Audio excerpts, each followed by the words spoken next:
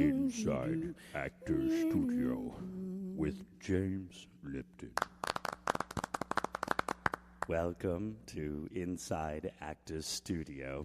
I'm James Lipton.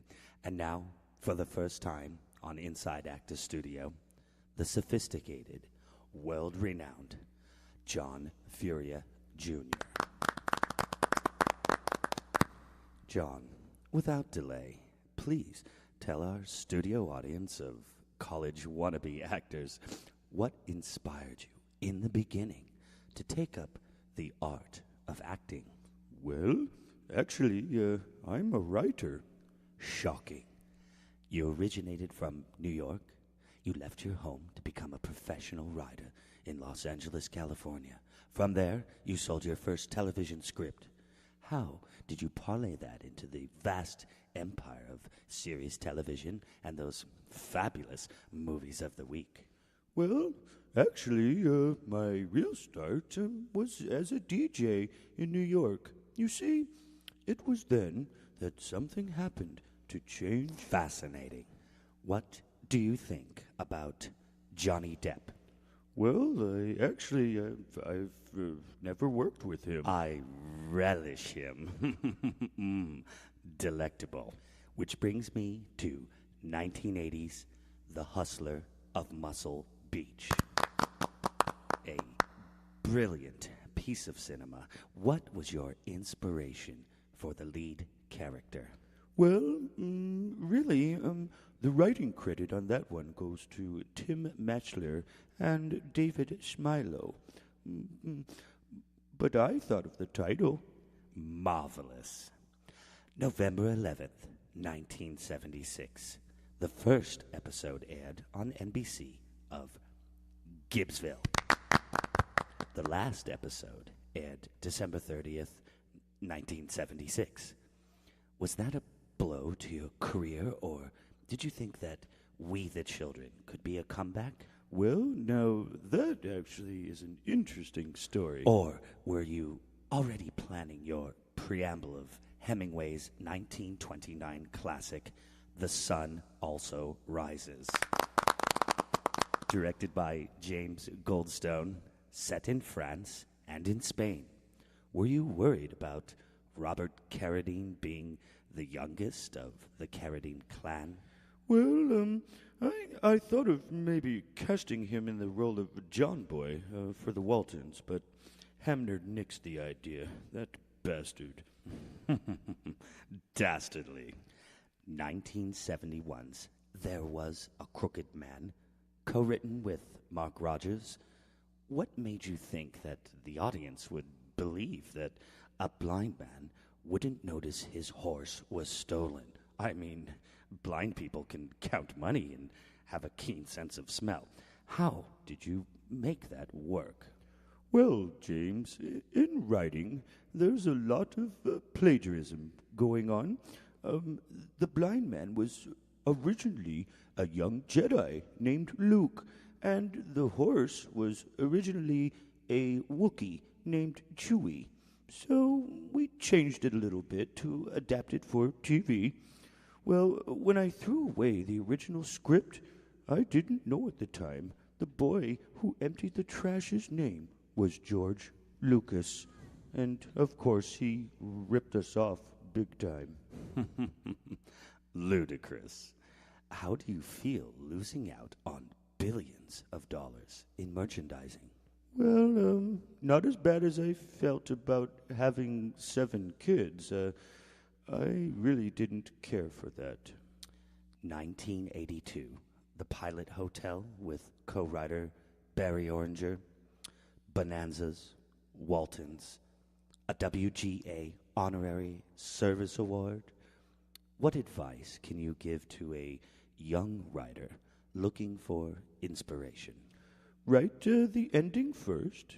Always use spell check. And never make the end be, "It was all a dream." That's been done. Also, when negotiating a strike, it makes much more sense to keep your powder dry until your sister guilds are back at the table, at which point your negotiating leverage increases. Scrumptious. And now, questions from the studio audience? Yes, you. Hi, John. Chester Smith here, a first-year amateur writer. Is it true that you discovered Farrah Fawcett? And if so, what was it like working with her? Delectable. Yes, you. Hi, John. Steve Robbins. I'm a big fan, sir. To make Kwai Chain Kane's character a little less coherent, is it true you encouraged him to take psychedelic drugs? And if so, how much drugs? Well, there's no truth to that rumor. I simply forced David to read my novel, which I'm still working on, by the way, and that put him to sleep real fast, and thus dulling the character a bit. And one final question. Yes, you. Hi, John. Ralph Davenrow, second-year actor. Do you know what time it is? 'Cause I got to get to my next class. And do you know Robert De Niro? Well, it's 4:30, and yes, Bob and I are going out for cappuccinos after this interview. And now it's time for the famous 10 questions designed by Bernard Pivot. John, what is your favorite word? Royalties. What is your least favorite word? Alimony. What turns you on? That would have to be Mary. What turns you off? Probably you in a Speedo strolling on the beach in front of my Malibu condo. Delightful. What is your favorite curse word? Damn. Yes, decadent. What sound or noise do you love? The noise I love is myself sneezing very loudly, like this. Achoo!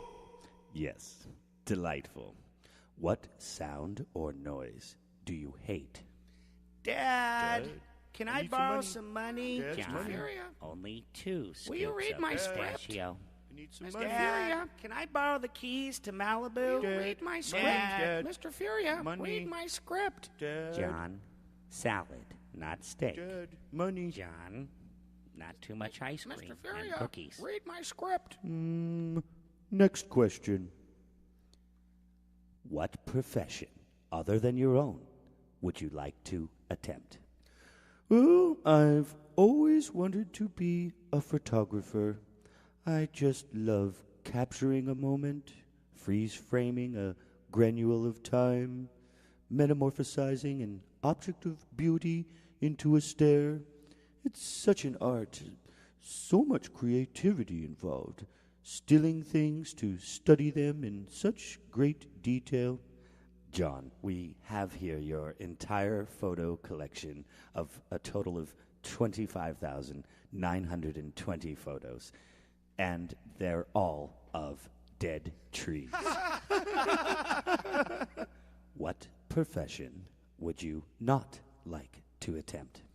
Well, I would not like to be a professional script proofreader for 2 reasons. 1, I'm a horrible speller, and 2, I would have to kiss myself. If heaven exists, what would you like to hear God say when you arrive at the pearly gates? I would like to hear God say, "John, come on in. There are Yoplait fields. Everything looks like Paris. And feel free to swim in the Scotch Ocean and play in the marzipan trees." Splendid. This has been Inside Actors Studio with James Lipton. Thank you. And I must give co-writing credits to Maud and Bob Parisi. Thank you very much.